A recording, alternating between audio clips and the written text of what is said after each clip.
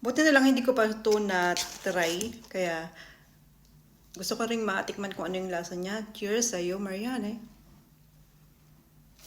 Wait lang.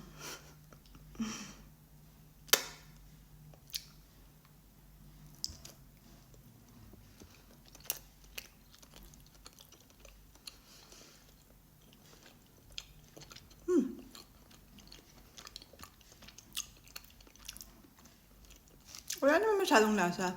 Siguro kapag nilagyan ng garlic powder o kaya ng basil leaves na dry powder, magkakaroon ng lasa. Pero to, ano lang siya, lasang butter lang. Saka medyo maalat kasi yung Babybel.